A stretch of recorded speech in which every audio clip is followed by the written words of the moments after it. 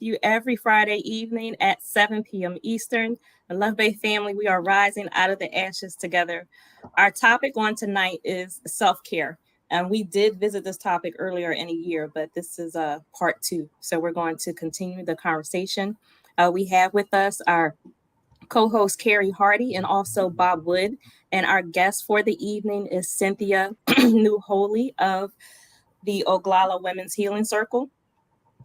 Listeners, if you have any questions or comments for our guests or our co-host, you can email us at sufferinginsilencedv@gmail.com, or you can send a text message to 437-778-3299. And also, if you have any resources that you would like to share with us on a national or local level from your country, your community, or your faith organizations, or any other local organizations that are near you, you can also email us at sufferinginsilencedv@gmail.com.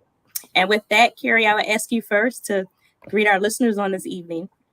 Hi, my name is Carrie Hardy. I'm a writer. I love telling women's stories. And I'm so glad that you guys are here with us this evening. I think self care is a very interesting topic, and it's so interesting to discover what it looks like for different people because all types of self care, as long as it's healthy, is valid. So, thank you guys for being here this evening. And I'm so excited to talk about this topic. Oh, and my email, if you have a story you want to tell through written word, is imagesattainable@gmail.com. It's images attainable spelled phonetically, no space, at gmail.com. And my Instagram is Carrie Hardy 23, KERRIHARDY 23. Thank you. Bob, would you greet our listeners on tonight? Yeah, good evening. Hello, everybody. My name is Bob Wood. Currently, I'm the Title IX coordinator at Gwynedd Mercy University. And I'm really especially happy and proud to be here this evening. Cynthia Newholy and I have been friends for quite a while. We've done a lot of Lakota language learning together and things of that nature. And it's always a pleasure to be here. And thank you for having me here. And pleasure to meet Miss Hardy on this evening. So enjoy. Thank you. Thank you so much. Cynthia, would you greet our listeners on tonight, please? Good evening. First off, want to thank you for the honor to be here this evening. I just respect the work that you do and just really emphasizing that foundation for self-care and help for our relatives that are needing it in domestic violence. And I've been on the show before, so I'm really grateful to be on here. Just would like to, officially introduce myself in our beautiful Lakota language on the Oglala, South Dakota Pine Reservation here. It's metakoyapi malakolia tana gilawi imachiapi ksto. Na washitu ya Cynthia Niholi imachiapi. Na ha iuha chante washtea na peche uzape makasan South Dakota na Pine Ridge Reservation awati. And I just introduced myself, and my Lakota name is Hummingbird Woman. My English name is Cynthia Newholy, and I live in Oglala, South Dakota on the Pine Ridge Reservation. I greet all of you with a warm heart, and please forgive me for speaking in front of any elders this evening. So thank you for having me on the show here. Thank you so much, Cynthia. I want to start with sharing some resources as we always do, but Cynthia, I want to ask you first if you could share the contact information for your for the Healing Circle, Oglala Women's Healing Circle. Yes, there's two resources. The main one that I utilize is Facebook, and our page is called Oglala Women's Healing Circle Mind Body Medicine. That's spelled Oglala, and then Women's Healing Circle Mind Body Medicine. My email to contact me is oglalawhc@gmail.com. That's OGLALAWHC@gmail.com. That WHC represents Women's Healing Circle. So. Thank you so much, Cynthia. And in addition to that, listeners, we want to share the National Domestic Violence Hotline, which is in the United States. The website is thehotline.org. The phone number is 1-800-799-7233. And then we have Rape, Abuse, and Incest National Network, also known as RAIN. Their website is www.rainn.org. And then we have the Pennsylvania Coalition Against Rape, also known as PCAR. Their website is www.pcar.org, and their phone number is 1-888-772-7227. And again, listeners, wherever you are, you can search for organizations and resources in your community where you live. You can first look for the national information where you are. If you find a national website, a national hotline, they should be able to direct you to an organization that's closer to you locally. So if you do a search, you should be able to find what you need in whatever country you are in. So, listeners, on tonight, our topic is self-care. We are actually continuing a conversation that we began earlier in the year. And so I want to ask all of you, and I ask you first, Cynthia, if you can talk to us and tell us why is self-care important? And then I want to follow up that question immediately with how good are you at self-care for yourself? Yes, self-care is a very important subject, and nobody's perfect at doing it. But I believe that by making an effort every day, so I'm hearing a feedback, but just making an effort to, hold on just a second, sorry. Just by simply breathing in just this moment now, we're bringing ourselves in this moment right now. I'm not thinking about the future. I'm not thinking about the past. I'm not thinking about my accomplishments. I'm not thinking about my failures. I'm not thinking about what could happen in the future. I'm thinking about how I'm breathing right now. I'm feeling nervous, a little bit, but I'm feeling comfortable, and I'm acknowledging that. That's a idea of self-care. It's always being aware in the moment of how you're feeling. And if things come up for us that trigger us, whether it be a trauma-induced trigger, whether it be an emotional, mental, triggers of some kind, we have to ask ourselves, what is causing that trigger? What is not healed within us, that's causing us to feel that way? If we're in a social situation, maybe at work, maybe through family, just in society, if someone pisses us off or, angers us or saddens us, whatever it is, in that moment, take a moment to ask yourself, why is that affecting me? What is not healed in me at this moment? Yes. So I think self-care, a big part of it is just simply being aware of what's coming up. And that's probably the beginning of it. There's more, but Yeah, I think that is great. That makes absolute perfect sense. And as a matter of fact, just going through this week, some things that I had to deal with just mentally and emotionally and physically. I had moments that struck a chord, and I was angry. I mean, livid. I went 0 to 100. But I really had to stop, and I pulled back. The situation, it was triggering, but I did what you just said. I really stopped, and I took a moment, and I asked myself, why did it touch me that way? Why was I that angry? I mean, and for me, it was beyond just something upsetting, and I was angry in the moment. I mean, I was absolutely livid, and it only took seconds for me to feel that measure of anger that I felt. And so I just knew within me, if something touched me that way, something's not right. Something's going on in me. So in my mind, I knew it's not just this moment. It's not what just happened. There's some other things that have been going on, and that just touched it off. So I did what you said. I really had to sit and I had to think, and I called a friend and I talked through it, and I'm like, something's going on. And I kind of had like a counseling session with a friend, just started talking and just going over some things. And it really was not about the person and the situation.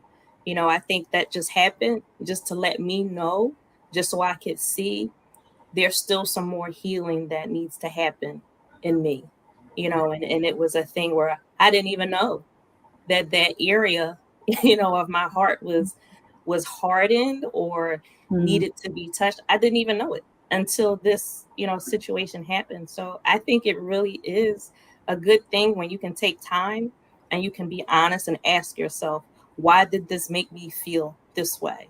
And I think a part of self-care is when you take moments of reflection and when you think about yourself and when you talk to yourself and when you give yourself constructive criticism. That's part of self-care. It's not always just painting your nails and you know going to the spa. It's really doing some work on yourself. It wasn't easy. It did not feel good. I mean, I had a couple days where I just I did not like what I was feeling, but I was working through it. And just the fact that I took note of some things going on in myself and I was doing something about it. I just that made me feel better.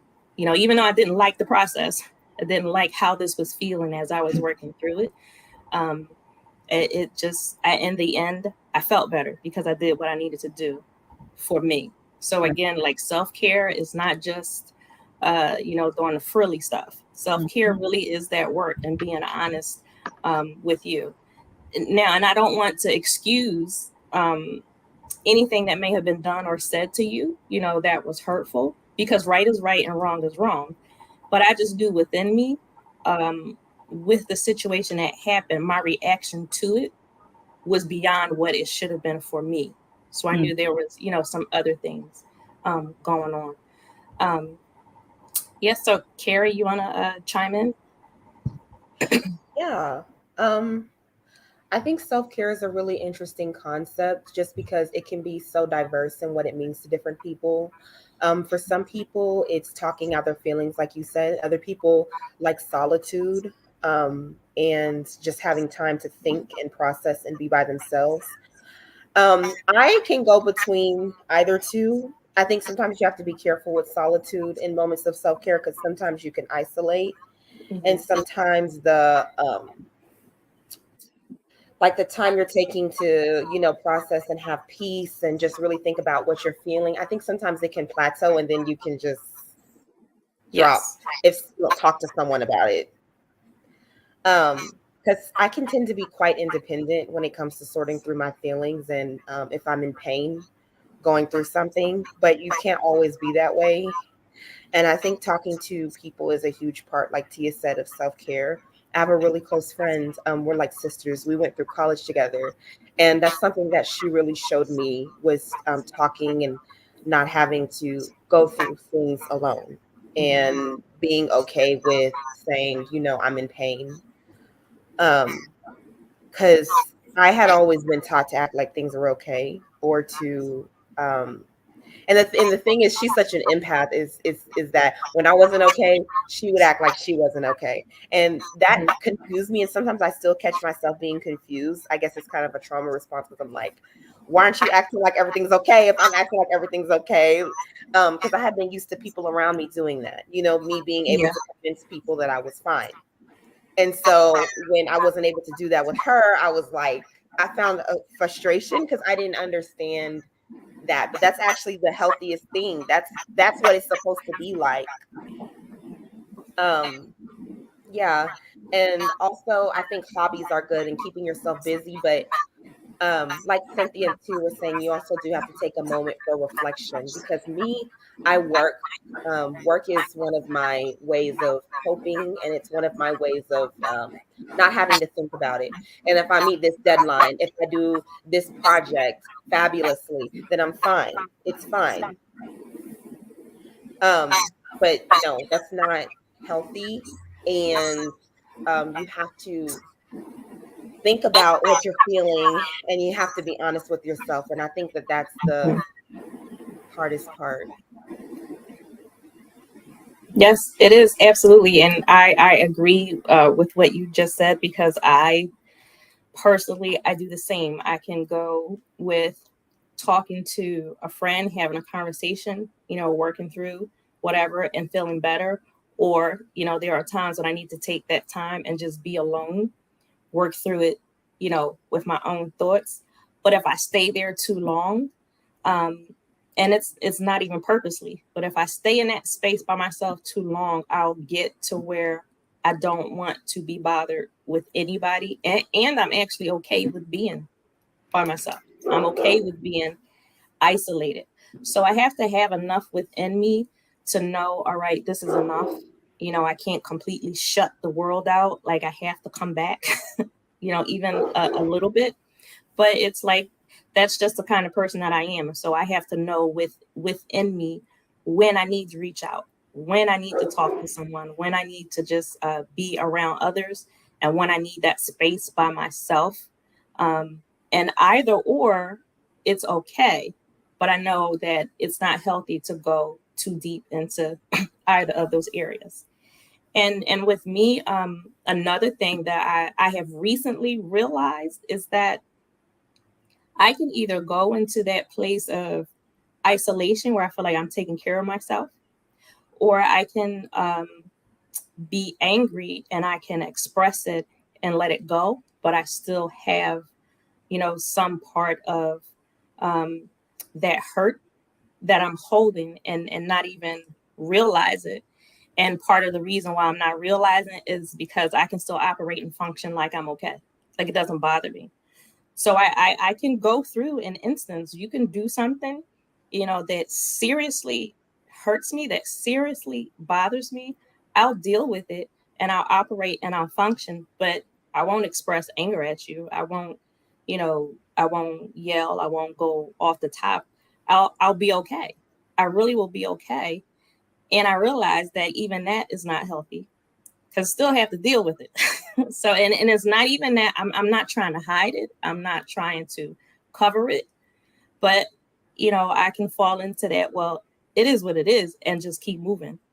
So it can't always be just, it is what it is. You have to deal with it, you know, and I recently have looked at myself and realized I can be okay. I can cut you off and just keep going and and be okay. But I realized, you know, I want to be healed in a deeper place. I want to be healed even more. And so it's like in the past, I've done what I needed to do, and my self-care got me to where I needed to be. Now it's time to go to another place. So what I did before, now I have to look at it. Now I have to, you know, do things a little bit differently so I can get to that next place in my life. So what I did to get me to where I am now was okay. But what I did to get me to where I am now, I can't do that to get to where I'm going. And so those, just in my own self-care, those are some of the things that I've come across. So Bob, I would ask you, like, you know, what do you think? Like, is this, you know, I hope that it's making sense, and you know, Yes. that, you know, it could be connected to, because it's kind of like new to me as I've just been going through, because I've been okay where I am, but now I got to get to somewhere else. You know what I mean? Yes, I do. No, the entire conversation makes sense. Again, I'm a Title IX coordinator, and a lot of my life works with laws and, you know, domestic violence, dating violence, sexual assault. But I spent a great deal of time talking with the parties, obviously, and my own background with, you know, my mother and her not so being so lucky with her choice of men. But I've always thought that healing's a consistent journey. It's a lifetime journey, because people who have been in situations where they've been traumatized, they've been hurt. I've always called it the hidden scar, the scar you don't see. And like many scars, it heals, but it's still, that tissue is different than, you know, the rest of our skin, the rest of the epidermis. And things can definitely aggravate that still sensitive skin, even when we think it doesn't.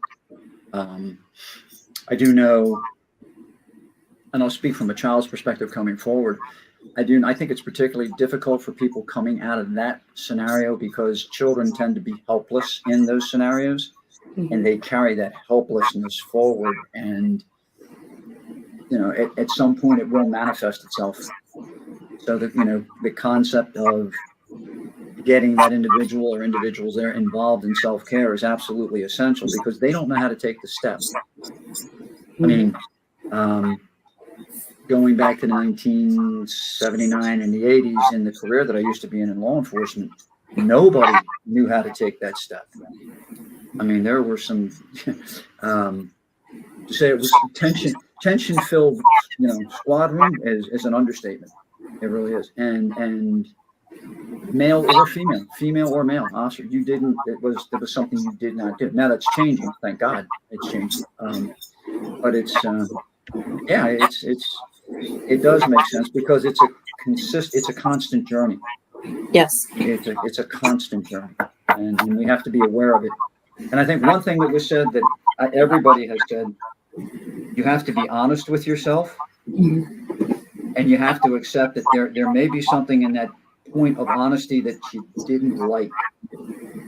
And okay, I have to address that. I have to move forward with that. But yeah. Cynthia? Yeah, what came up for me when you were sharing that, Robert and Carrie and Kia, I just really acknowledge your conversations and the beautiful things that you're talking about, because they all are the truth when it comes to self-care. And when you think about the earth, we call her Unchi Mata in Lakota. She's made of layers and layers of time to be the wholeness of the earth of her now in the scientific terms. And in the spiritual terms, just like us, we're made of layers and layers of lessons. And we have to appreciate the process of what it's making us and who we're becoming from it. I come from domestic violence, as we shared last time on the show. And the triggers that come from the form of trauma is a place that's hard to heal from if you don't have support and care. When I went through that process, I was blessed to be able to go through ceremony, and the Lakota ways of counseling, having family to support me, and I really feel in Joshua, my journey to become who I need to be, what I'm doing now, and being certified in medicine. It's helped my journey to heal so that I can help others that are on that process of trauma. And, in order for us to understand what self-care is, we have to understand the foundation of what hurt us. So when we think about trauma, there's the three common elements of trauma. First off, it's unexpected. The person second was unprepared. And the third is that there was nothing that the person could do to stop it from happening. So in our Lakota way, we believe that when a person goes through trauma, their spirit gets their body. So you bring your spirit back through acknowledgement, through prayer, calling our name 4 times with another day. And it takes time to bring all the pieces back. There's a lot of stuff to it. But when we get to the basics of healing, we have to acknowledge that our body is environmental.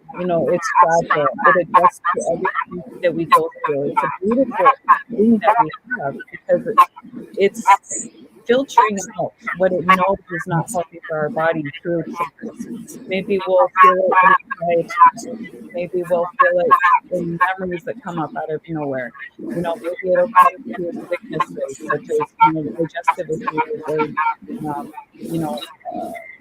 what is it called? Diabetes or different sicknesses and things that we can go through. It's our body's way of saying that there's something stuck in us, and the thing about mind-body medicine is they teach us it's okay to feel angry, it's okay to feel sadness, it's okay to feel those things, but don't stay there. And Dr. Jim Gordon is an amazing person who has taken the time to come to our reservation here back in 2017, and I believe a few other times. And that's where I first learned about him when I was working through my job. We went there as a training for self-care. So when I went there, I went with the intention of helping our Wakasia, the children. But what ended up happening was my traumas came up, and the techniques that they used helped me in such a huge way that I truly acknowledge and believe in the techniques that they use. You know, and the foundation for mind body medicine is just simply breathing. You know, if we're thinking, how are we breathing in this moment right now? Is it shallow? Is it nice and slow?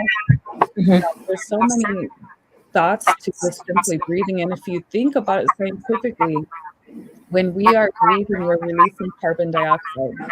And the trees need that carbon dioxide for us to get the oxygen, to release that oxygen. So in a sense, we're always connected. Even if we feel lonely in our self-healing, in our process of healing, we can always remember just breathing. We're connected, we're not alone, you know, and that's a beautiful reminder for us to be able to you know, get through those situations. But sometimes we need more than, like you said, you know, we need someone to talk to. We need them to help us, you know, and that's okay. That's why these techniques are here. And I'm going to give you an example of a recent trauma that I went through. This last December, we were hit with negative sub-zero weather, and on top of it, snow and ice. And my car hit a patch of ice, and I did literally 260s on the highway for about, I don't even know how long, maybe a couple miles. It was a slow thing, and I had no control. You know, like I was driving, and all of a sudden, the back is starting to waves, and I thought, okay, remember, you're supposed to not accelerate, not brake, just kind of let it go. So I did nothing. I was going 55 and didn't know there was a couple of cars. I ended up, you know, I knew wave, whatever you call it, but all the way around, slow. And I was just sitting there with no control, and my mind is going in circles, like, what is going on here? And I can't believe this is happening. So here at the very end of it hit reality, and I was going to the ditch backwards. And I thought, oh my God, this is what it's going to roll over, because it's a good ditch, you know. And somehow I just was praying so hard, and all of a sudden the car stopped and I had to drive over it. And I was able to stop just before that ditch. And I swear, you know, that God helped me there, because I should have went in that ditch. And so after this happened, I had a trauma response. I started to shake. I was shaking so hard I couldn't even breathe very well. So there was an oncoming car coming, and I had to move the car or I was going to get hit. So I'm trying to put that car in reverse, I'm trying to put it, but I can't put it in third. I put it in second, I put it in third, you know, I'm like, finally I get it reversed, and I get back on the road correctly, and I'm just shaking, okay? So one of the techniques that we use in mind body medicine is called shaking and dancing. And so we literally like shake stuff off before starting cycles, like if we're thinking about stuff, addiction, whatever, like just shaking it off. Well, I can't use that technique because I'm already shaking. Yeah. So I had to use the foundation. Just simply breathing using soft belly is what the technique called, where we're softening the core of our chest. And as we're breathing in, we're saying soft, and as we're breathing out, we're saying belly. So, you know, just to hear ourselves, you know, to soften the belly area, because again, that's where all the trauma stored. So when we're relaxing that, the rest of the body can release as well. And in our brain, when we're going through stress or trauma, there's this warning alarm that goes off, and our brain starts to constrict, and it's something that happens from generations of our body evolving. But the purpose of it was, if we were to get into a fight and we bled, we won't bleed out because our arteries are restricted. So it's a, you know, it's a trigger response to that. So when we breathe, the vagus nerve is activated in the belly, and it goes to the amygdala in our brain that helps us to slow down the fight or flight response. And then oxygen is coming into our blood, and our veins are opening back up in our arteries. And the core of our body can release to the extremities again. So I had to do a lot of breathing. I had to slow my breathing and just allow that shakiness to kind of dissolve off. But that was a recent example of doing self-care. And I realized, wow, okay, so I teach this a lot. I became certified in the mind body medicine, and we help our women because of history of domestic violence. I empower women more in doing circles. And we recently reached out to both men and women. But all the techniques that we've used and shared in these circles, I realized there's certain purposes to them. I'm still learning. And Mhm. it's wonderful because as a facilitator, I'm not above, I'm not below, I'm in a circle with everyone. So when we're doing our circles and they're sharing, I also share at the end what I'm going through. So Yes. it's part of the circle. And that expression, that venting is so powerful, and just listening. That's one of the other key components of mind body medicine is we're not cross-talking, we're not interrupting, we're just simply listening. And when we do that, we learn. We can connect.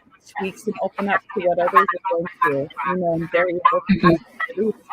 And so it's the way they teach it is when it comes to be your turn to talk. If somebody said something that inspired you, then that's when you bring it up. I like the way that Kia said this. It brought this up with me. So we're always bringing it to ourselves. That's what's so beautiful about mind body medicine, because we're learning to go within. We're so used to going outside of ourselves. Help, here, there, help me with this, help me with that. But you have so many gifts inside yourself that can help you also heal. But we don't take the time, or we don't have patience to do that half the time. And so it's just like exercising, to get the muscles, you got to exercise those to get that self-care. You got to go in and practice that, meditation, breathing. There's so many techniques like Perry said, different things that we can utilize to help us in our self-healing goals. So Yeah. So, I mean, you made a lot of great points. I especially love what you said about being in the circle with everyone. Um, and especially because of what we do, the ways that we advocate, the issues that we advocate for. We're dealing with domestic violence and sexual assault. We're dealing with missing and murdered Indigenous women. And because we lead most of the programs that we're in, sometimes people have a tendency to think that we've arrived in the place that they're trying to get to. And that's not the case. It's like, so I'm sitting in the circle with you because I still need what you need as well. I may be at a different place. I may be a bit further along, but I still need the healing just the same. So I am not any higher or lower. I probably have just been doing this a little bit longer than you, but we're all in this together. So just as domestic violence does not pick and choose by an age or a gender, healing does not choose by an age or a gender or race, or circumstances. We all need to be healed, and we all have to find our way that will bring that healing to our hearts. Um, and I like what you said earlier about finding out and dealing with the foundation of what has hurt us. A lot of us, and I can speak to myself, for myself personally, my hurt did not start with domestic violence. That's not where it started. Now, that was an issue that probably brought everything to the forefront. That was probably the issue that made me start dealing with my hurt and my trauma.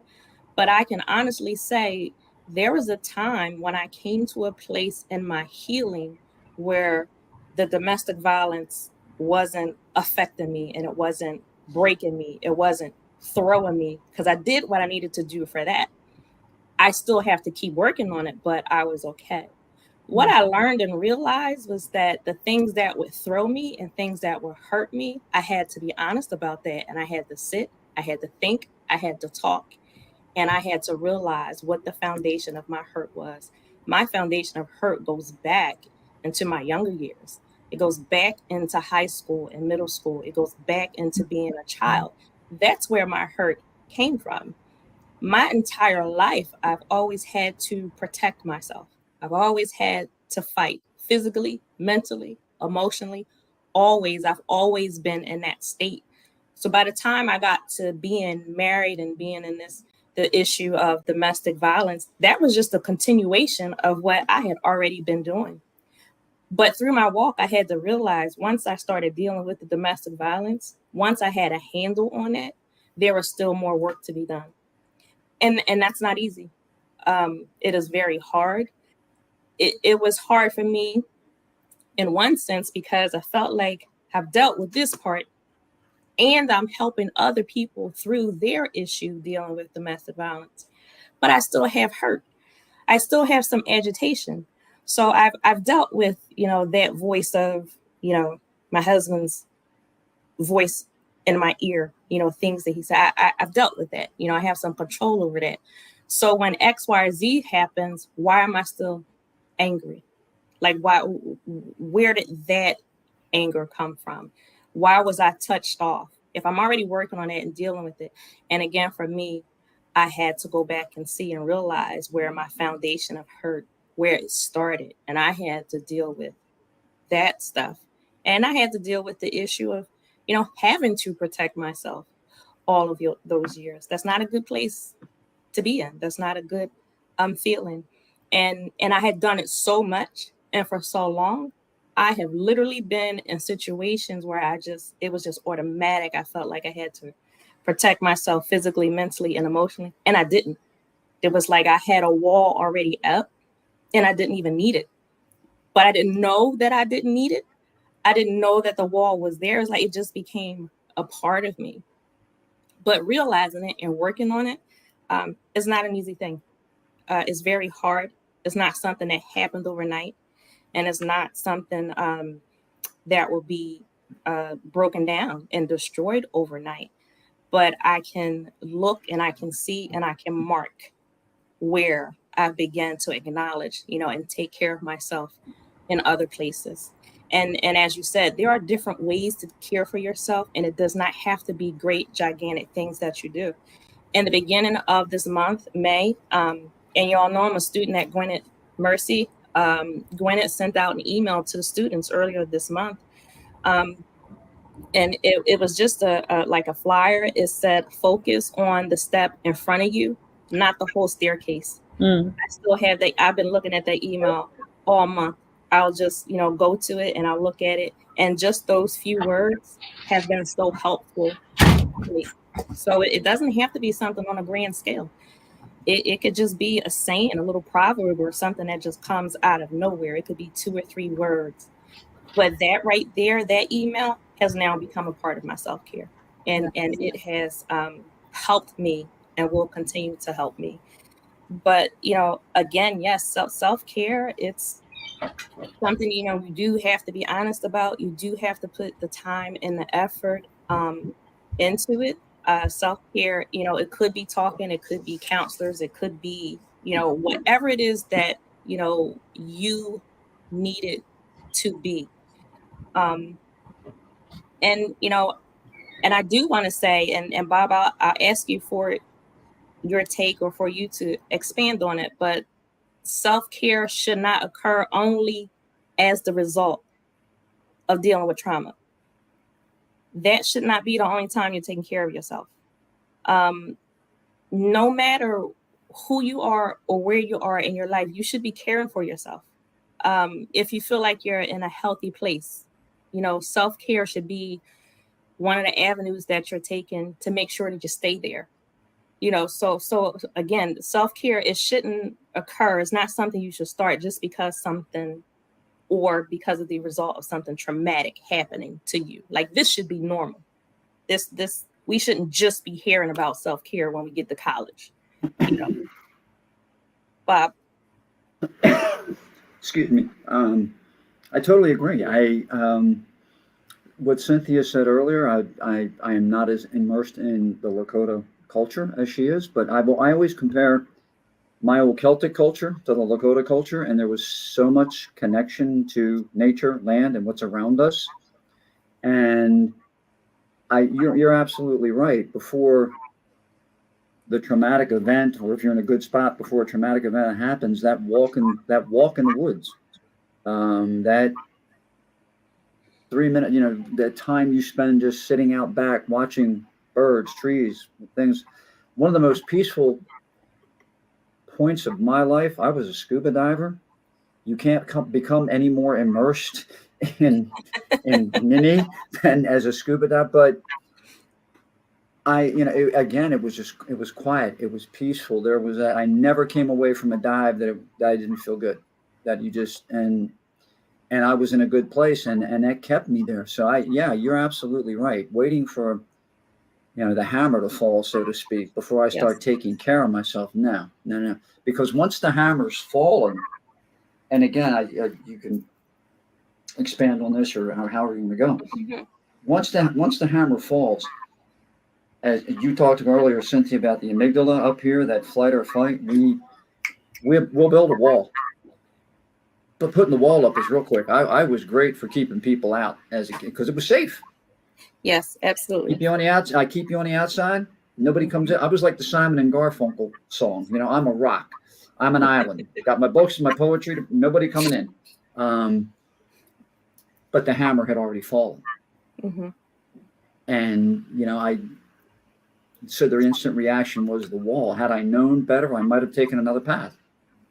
I might have been able to do that. And I think that's why the self-care before the problem or before the hammer falls is so important, because then you might avoid the path that takes you deeper into it. Yes. You might be able to step away quicker. Yes. That makes sense. That makes absolutely perfect sense. If you already are in a healthy place and you're caring for yourself, and I do not wish or want, anything horrific or traumatic to happen to someone. But if you already are in a healthy place, if something does happen to you, I think you may have a better experience of getting on track, dealing with that issue or that moment, as opposed to literally just waiting for something bad to happen and then you start working on yourself and fix it, or just going in your life just, oh well, it is what it is, and really not focusing on yourself, not caring about yourself, not loving yourself and paying attention to yourself. Those are things that you should be doing anyway.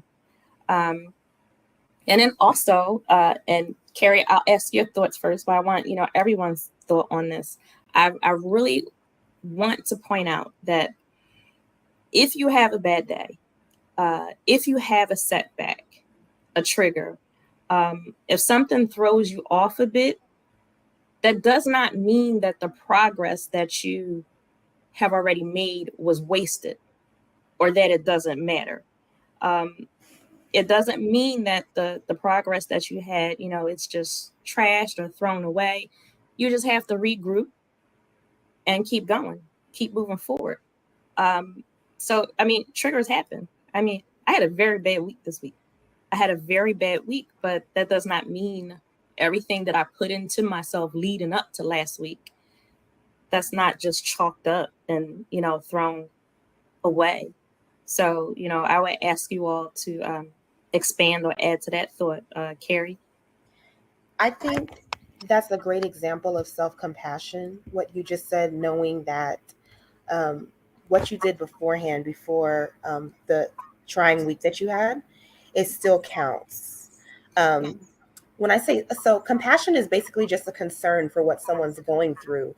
It's a concern for someone's suffering. So we have to be able to turn that inwards. And that's called self-compassion. And I think that's been especially hard for me because things that have happened in my childhood are so disturbing and they're so stunting that I think one of my greatest desires probably in life is for it not to matter. I don't want it to matter. But when I do that, I'm basically telling myself my suffering because of those things that happen don't matter. And when I invalidate my own self, I start invalidating others. So if someone's expressing something they've been through, it's very easy for me to go, oh, excuses, doesn't matter, because I've done that to myself. And sometimes I find myself, at night, especially at night when it's quiet, I'm a not complete night owl. So sometimes I feel a lot of hatred, and I'm thinking, oh, I don't know. It's just like hatred. And it's interesting because when I was reading, science, some neuroscientists actually found that depression, there's actually evidence that the hate circuit is involved with depression. So I just think that that's really interesting. So I feel like sadness and hate, I feel like sadness can turn into hate because you feel tired when you're sad, but at the end of the day, like hatred, it's a form of energy. But like that's why it's important but you can't act off of hatred. I can't do my assignments because I'm like, oh, I'm ready to go. I have so much hate in me. I can finish this assignment. Like I can't do that. So it's important definitely to reflect. And I think another thing, and when I say reflect, it's like, why am I feeling this way? Sometimes when I feel hatred or like, oh, I hate this person or I hate, like, I'm like, is this coming from a place of self-hatred? Am I trying to externalize? Am I trying to project this self-hatred? Because I don't want to feel this about myself. So am I trying to project it onto other things? And sometimes people are just annoying, but at the same time, you also have to think about those types of things. And another thing, what Bob said, was being helpless with childhood abuse. I think that that's really, I think that that's extremely profound because when you have experienced true helplessness, I think there are people who have not really experienced true helplessness. Like there's nothing you can do. Like I wouldn't say it's a rare experience, but I say that it's very specific. Like if you haven't felt like what it's to be helpless, then you haven't felt that. Like it's just a specific experience. I wouldn't say it's rare and I wouldn't invalidate anyone, but I just think it's a specific experience. And I think when you've been through that, like when you're adult life, you try to reach out for things for control. Like with me, I feel like my work is a part of that. You look to be in control. I have struggled, and I struggle sometimes with OCD, rituals, stuff like that.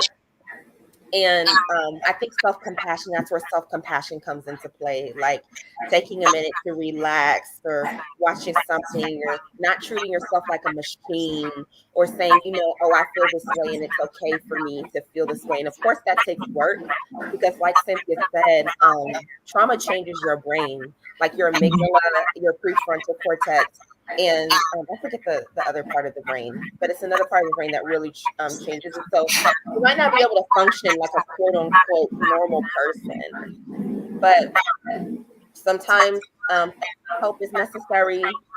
Sometimes you have to take time off of work, use that PTO. Sick days, yes. Yes, use that PTO. All of it. Also indulge, don't do things that's life affirming, that makes you feel like a person. Like if you want, that pint of ice cream, and maybe you had that pint of ice cream 4 days ago. Like if you're going through a hard time, like as long as you don't go overboard, like just do things that make you feel free, make you feel human. And it can be small things. Like it doesn't have to be like eat, pray, love. Like, oh, I have to go on this trip. That's another thing. I think it's very classist. I feel like it's becoming very, very classist. To like self-care is, it's a certain tax bracket like that you can like you can do self-care. And I know like being a single mom or being a single parent, you have kids, and the only time you have this maybe for yourself is like right before you go to sleep and the kids are asleep, and maybe you didn't even have time to shower because you have to get up at like 6 a.m. the next day. And I've never been in that situation, but if there's any way you can find life affirming, human affirming things that make you feel good, try and do that. 'Cause I know there are some situations where people really don't have time for themselves, but Yeah. I guess if you can find a way, then try to take that moment, try to take that opportunity. Don't second guess it. Don't let it pass you by. Yes. So, Carrie, I agree with everything that you said. Um, I all week long, as I've been dealing with what I was dealing with all week, I've just one of my friends. I've just been, talking with her and sharing with her and just going back and forth. And I was just really working through my process with her. And it was good. I mean, part of it was hurtful, part of it, all of it is helpful. Part of it hurts. But I'm getting somewhere. I'm in another point. I'm moving along. And one of the things she said to me is that um, some people do or say things out of ignorance. And I know that that's absolutely right, but that didn't change the fact that I was pissed off. Like, if ignorance is your excuse, fine, but I'm still pissed off because you still shouldn't have did it. You still shouldn't have said it. And I still have to deal with the result of what you did or what you said, what you've now caused to happen in my life. So I was pissed off. I know it makes absolute perfect sense. Sometimes people do things out of ignorance. But I say that to say, that was my thought. That was my feeling. It still does not take away from who I am, the progress that I've already made, which, just leads me, Cynthia, to, your thoughts on, the point. I feel what I feel. I was angry. I realized a part of my anger was excessive, but that still does not excuse what caused that trigger.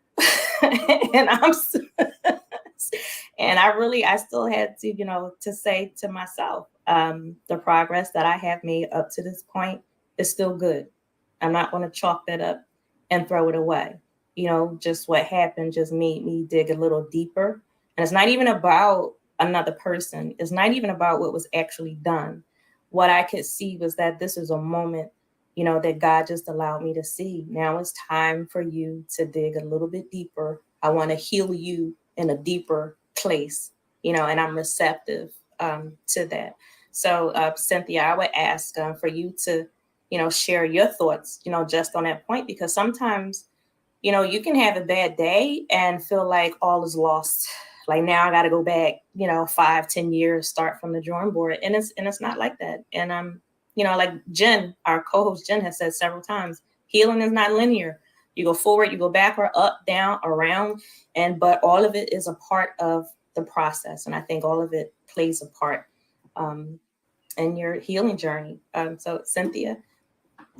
And first off, I want to acknowledge Tina Turner and her recent passing. Yes. When I heard about that, it just reminded me of my healing journey. She went through 16 years of domestic violence and everything she went through with him. And her power came out to go out in front of everyone on the stage and do what she does. And nobody barely knew, until she came out about it. And she utilized spirituality to help in her healing, for her case, Buddhism and different techniques that she used, and that was an inspiration to me during my time of healing in this, from the domestic violence. And our process of healing is never finished, and it never will be, because we're always learning, like you said, Tia. And I love how you brought up compassion, Carrie, because one of the techniques we use in mind body medicine is the forgiveness meditation.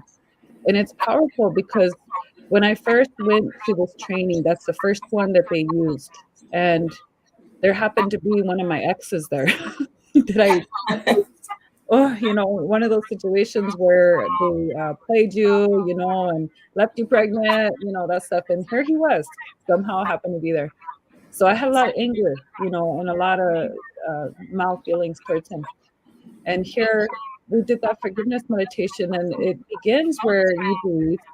And then they introduce that you have someone in front of you that has harmed or hurt you in some form of way.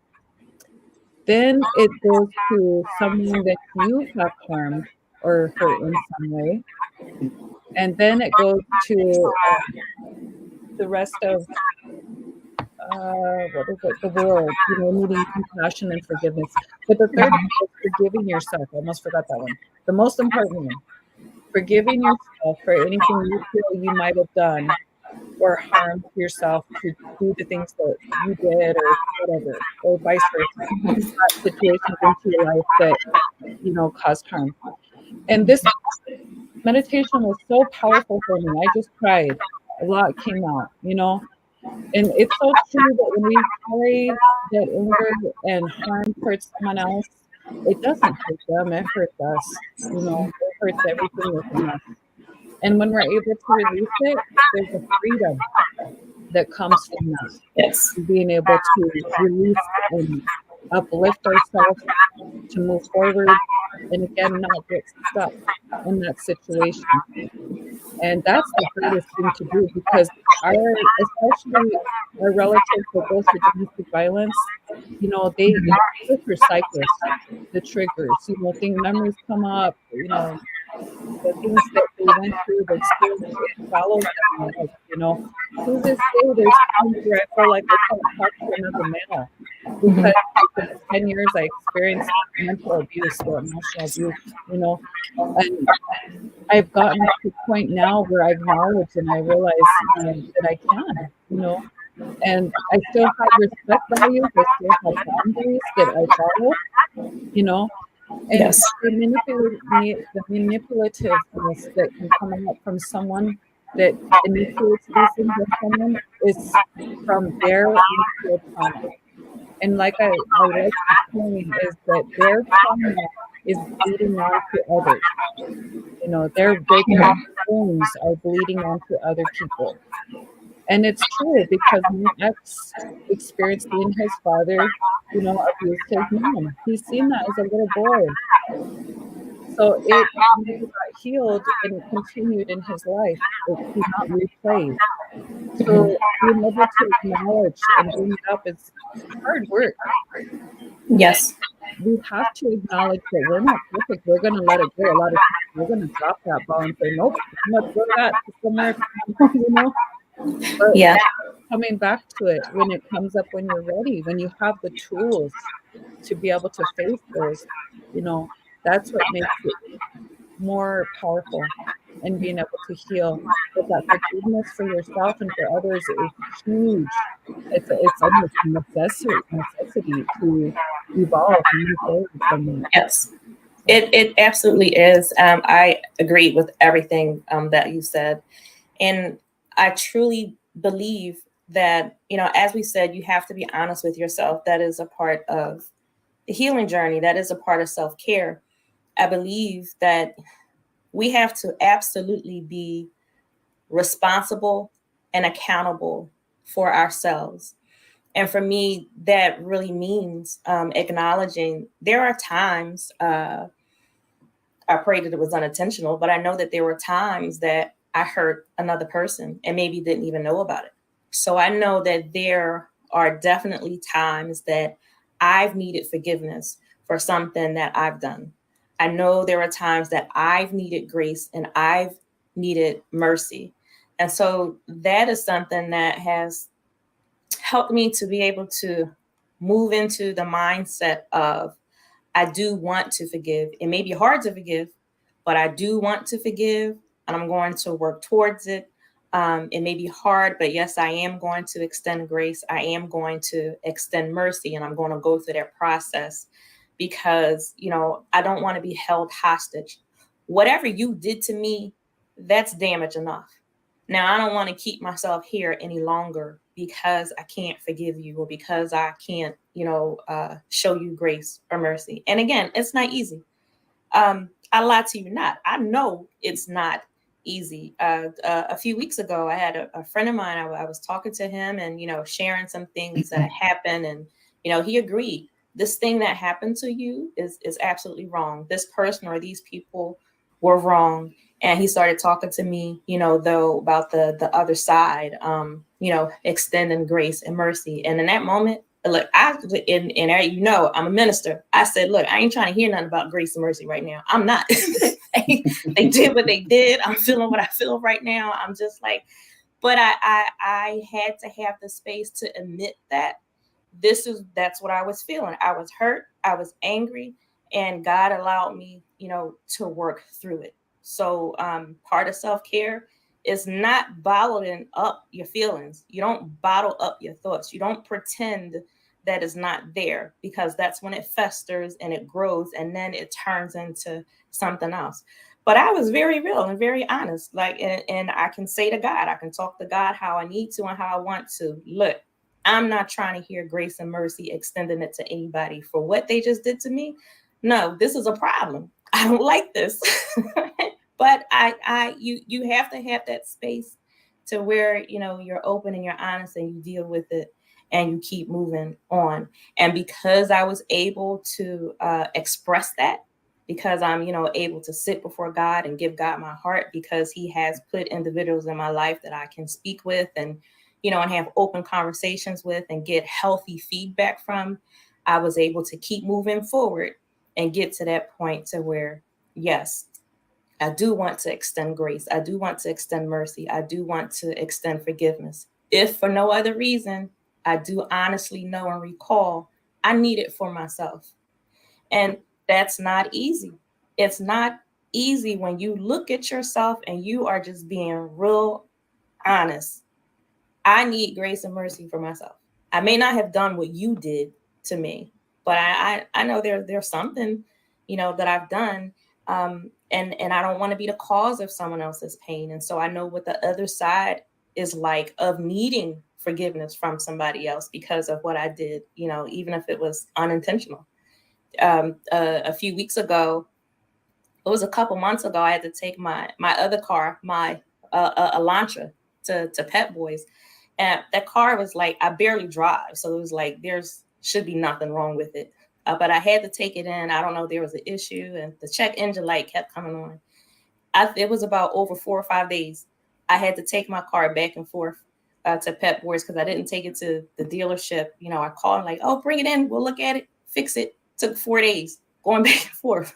The issue was finally resolved. And then a few weeks later, another issue arose. I called Pep Boys. I asked for the manager. I'm like, look, y'all are the only ones under my hood. I don't know what this is, but you're going to fix it. Get it. I went off because I was hot. I got off the phone. After a little bit, I clearly heard the Lord speak to my heart. You got to call back and apologize, right? So I called back. I asked for the person who I spoke to, and I apologized because I realized the anger that I had in that moment, I wasn't angry at him. I was angry from that first time over those 4 or 5 days. I had to take my car back and forth. And then there's something else. I put that anger on that person and I should not have done that. But I had to take a moment. I had to be real, be honest with myself.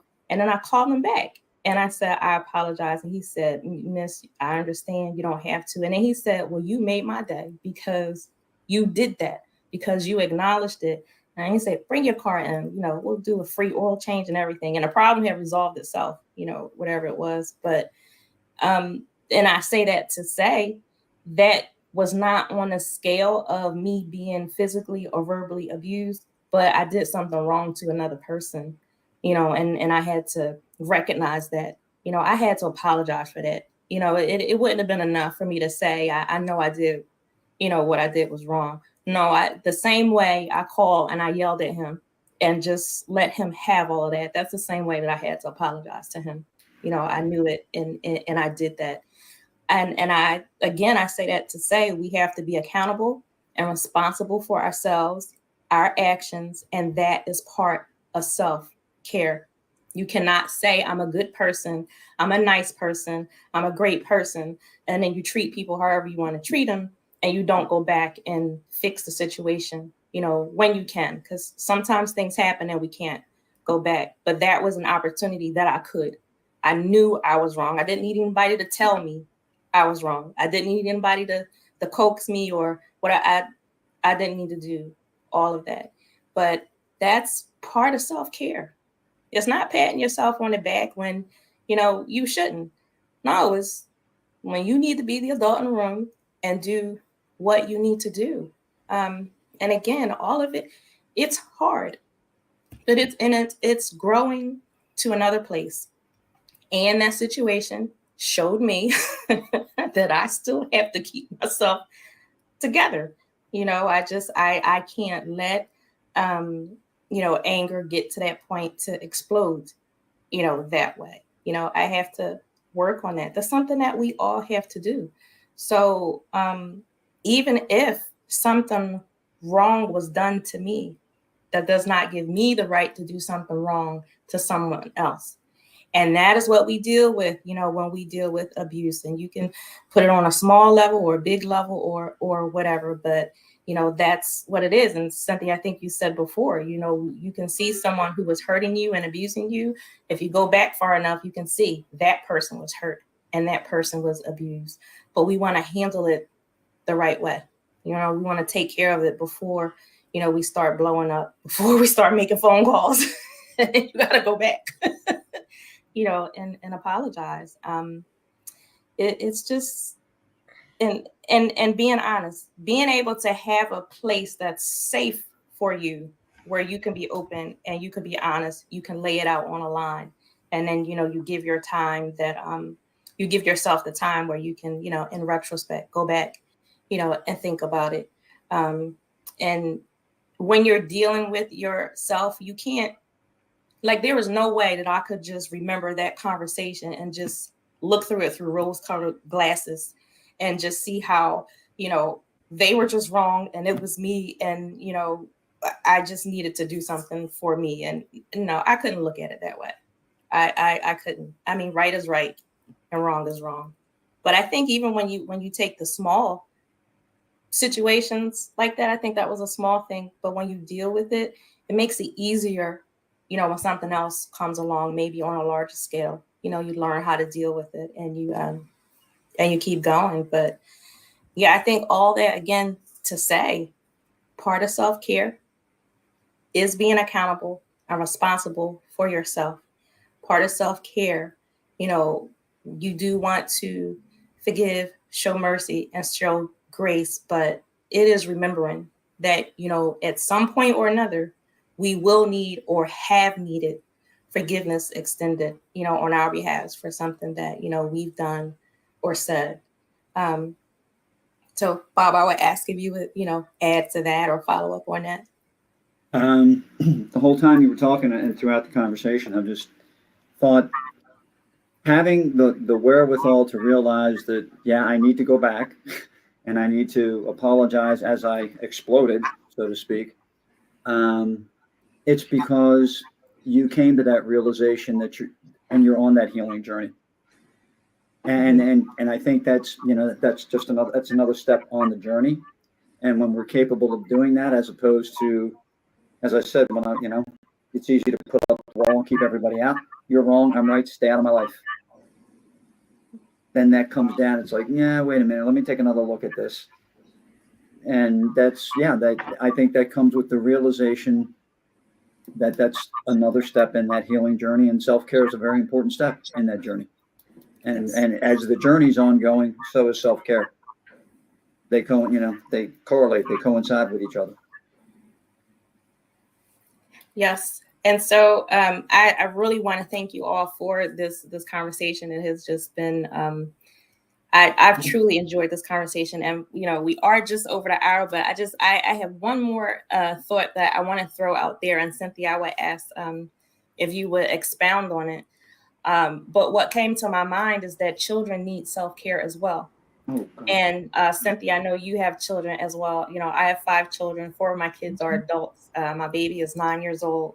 But children need self-care just like adults do. And it should come in different, forms, just like we need different things, they need different things. And I could think of my 9-year-old last summer. Every summer I put her in summer camp. And last summer, she came to me. She asked me if she could talk to me. She was 8 then, so we sat down and we talked. And she said, you know, Mom, I have to talk to you about summer camp. And she said, I really am not liking it. And she asked me if we could change her schedule because she was going 5 days, Monday through Friday. She said, I'm having a hard time. There's so many kids in there. I don't like it. When they're in a classroom, there were 2 days out of the week. They were in a class from 8 to 5. All kids from different schools, you know, together for the summer. And it's not like the school day, you know, where you're dealing with different subjects throughout the day. They were just in there. And now the other 3 days, they were out. They took them on field trips. So she said, Mom, can I just go on the days that we have the field trips? Because they were out and the groups were smaller. They broke them up into small groups and took them to different places. And I really listened to her. She was really agitated. Being in one room all day with a bunch of kids, and she said, you know, some of them weren't listening. They're talking back to the teachers and they're disruptive. That really bothered her. So I listened to her. I adjusted the schedule, and she felt better. That I had to do that. I had to help her with that for her mental health, for her emotional health, because she was miserable, absolutely miserable. She said, Mom, this is not fun. And in her words, she said, this is not supposed to be like this. It's not supposed to. I listened to her. First of all, just because I had the conversation and let her speak, she felt better. But because I took her suggestion and, you know, and we worked through it, she felt even better after that. So in that way, I needed to help her. So, you know, it wasn't about giving her money, buying her gifts, or taking her somewhere. It was literally, this was a mental and emotional change that I had to help her with, or she would have been absolutely miserable for the entire summer. And, you know, that would have put her, you know, in a bad mood, I believe, for the upcoming school year.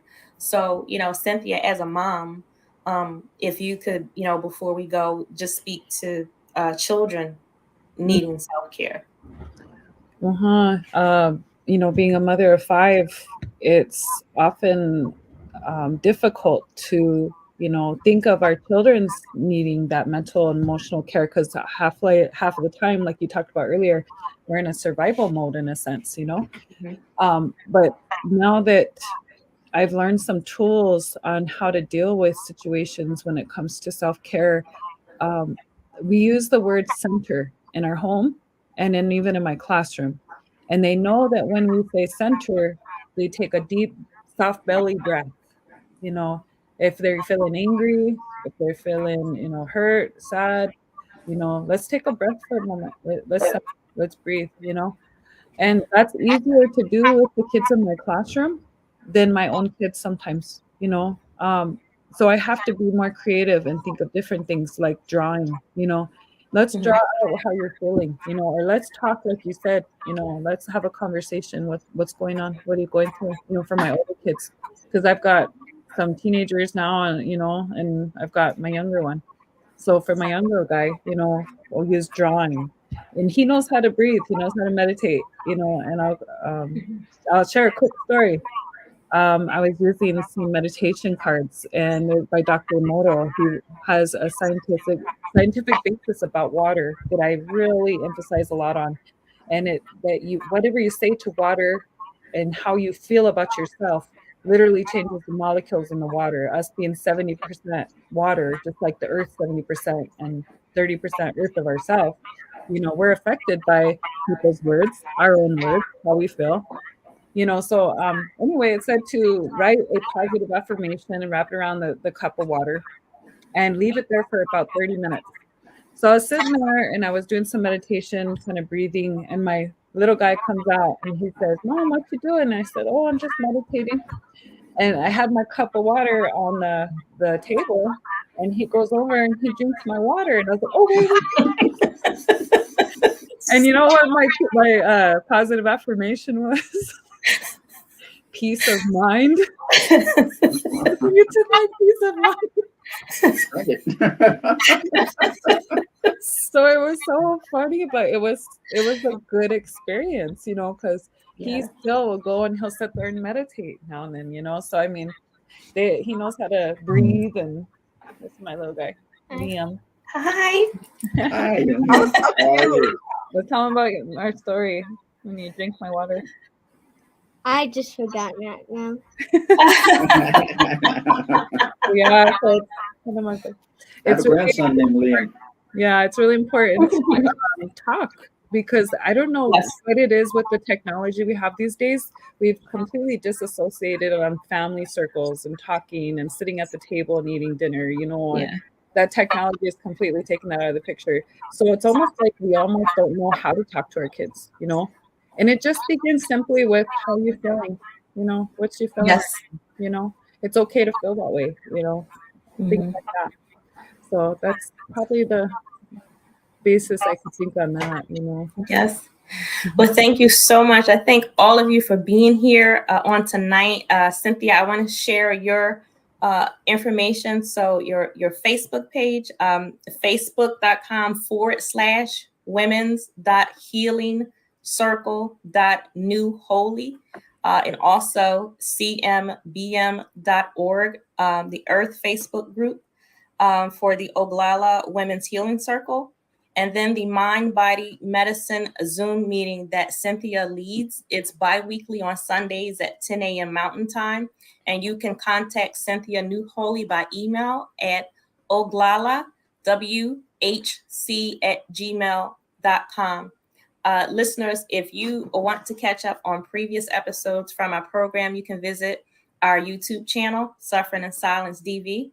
We thank you for joining Surfing in Silence with Minister Tia. We are here with you on Love Bay Afrobeat Music Talk Radio every Friday evening at 7 p.m. Eastern. Love Bay, we are rising out of the ashes together. And I also want to mention for Cynthia that men and women circles are weekly on Sundays also. Again, I thank you all for being here. Thank you for sharing your thoughts, Cynthia, Carrie, and Bob. I think self-care is just an awesome topic, and I'm quite sure that we will revisit this and have a part 3 coming up soon. So I say good evening to you all. Thank you very much. Good evening. Thank you. Thank you so much. I so appreciate